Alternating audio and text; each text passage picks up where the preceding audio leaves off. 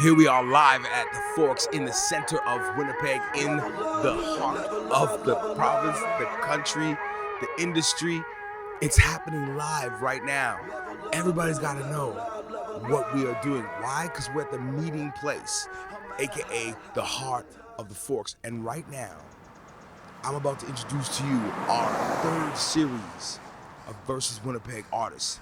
Now, these 4 artists have been selected, curated, and brought together for their individual styles, talent, and abilities. They're all pulling out their phones right now, getting ready to live stream this on their Instagrams or Snapchats. I don't know what they're doing. Make sure they're following me though, right? You guys are all? Yeah, make sure you guys do that. They're all here and they're all meeting for the very first time, and I cannot wait to let you guys meet them.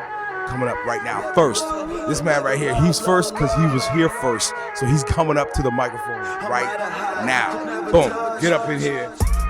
What's going on, bro? Are you good?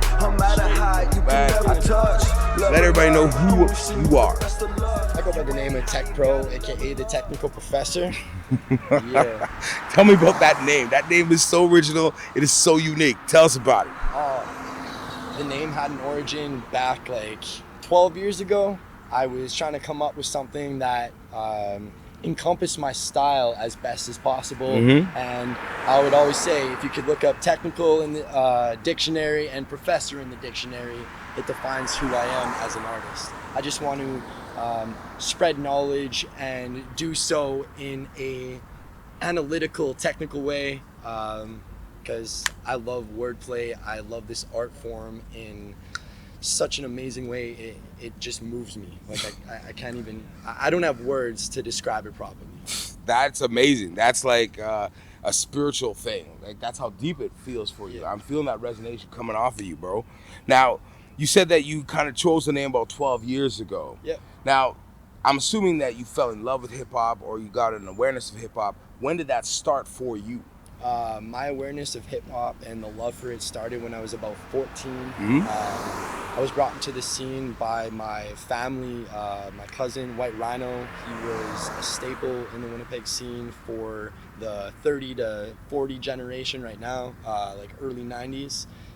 Him and Black Damina, they were spitting like crazy. Rest in peace to the homie Black Damina. Yep.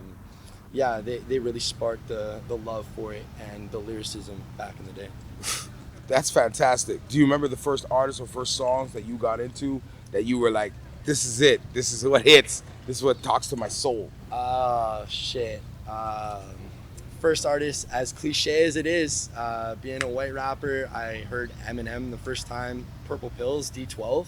That song changed my whole perception on lyrical ability.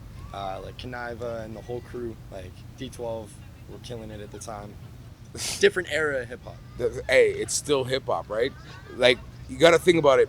When hip hop started back in the early, 70s, late 60s, when it actually really like gave birth and the ideas were building in people's minds, the industry and the people around thought that this was just a fad and it was going to be gone within the first couple of years. They thought it was just going to hit and dip. And here we are 50 years later. So think about, what do you think the future of hip hop is 50 years from now? The future of hip hop, I would say it's the artists that are going to be participating in this event. In Winnipeg, as a microcosm, for the macrocosm of the entirety of hip hop, I don't know, it's been going very poppy lately. It's losing its lyrical presence. People are getting more and more simplistic, so I hope that we find our roots again and move back toward that lyrical ability and focusing on our cadences and just putting our heart and soul into everything that we say, rather than trying to be a mainstream artist that just wants to do it for the publicity, for the guap, fame and chains. Like, I want to remove that aspect of it and just keep it organic. For the love of it. For the love of it, man. And I just want to say something. You have like your assistant, your manager, I don't know if she's your She's agent. looking out, yeah. Like she's looking out for you. Because I mean, if without her, you'd be like lost over in the spot. I would be lost in the parking lot. I couldn't even find my way over here. Exactly, right? So we got to give love to the ladies, man. How do you feel about the future of music, hosting one of these battles with some female rappers? Oh man, I am so for female rappers. one of the ones that comes off the top of my head right now, Snow the Product. I'm a big Snow the Product fan. Yeah, I think they are killing it in the industry right now, and the only way to go is up. The only way to go is up. So maybe the future of music, and maybe it's women. Maybe for the next 50 years, women run hip hop. Maybe. And like all of us dudes gotta wear like thongs and like bikini bottoms and stuff and twerk. I won't be wearing no thongs and bikini bottoms, but like, I mean, if Cardi B comes out, we got Drake and all that, they can go ahead and they can do their thing. If they want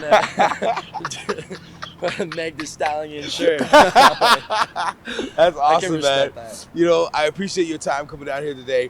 And yo, if you want to see this gentleman on stage, and just to give them a little taste, what can they expect when they see you on stage July 28th inside the Limelight Lounge? Oh, you can expect a tenacious battler. I've got a hunger like no other. I've been doing this for the last 5 years in a battle sense, and I'm just ready to get it and perform my heart out, because with the pandemic, we haven't had the opportunity to perform as much as we can, or as much as we want to, and now is go time, and things are opening up, and it's time to put that dedication back into it that's been fleeting over the last couple of years, unfortunately. And you know, we all felt it, we all went through it, we're all dealing with the repercussions and the reverberations of it all.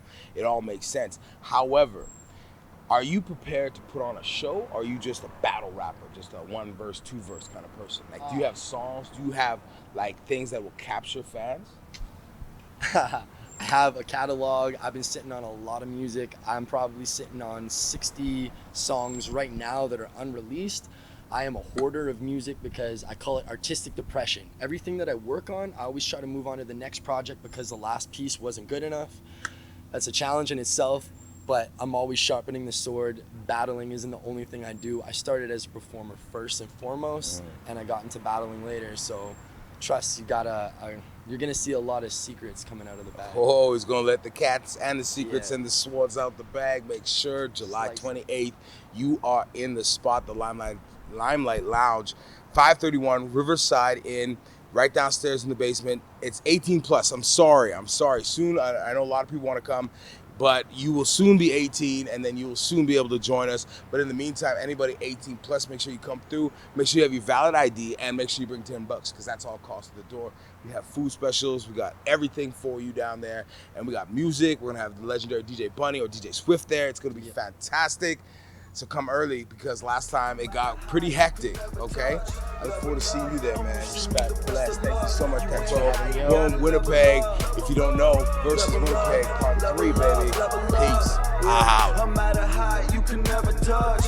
Level up. I'm wishing you the best of luck. You ain't how you gotta level up.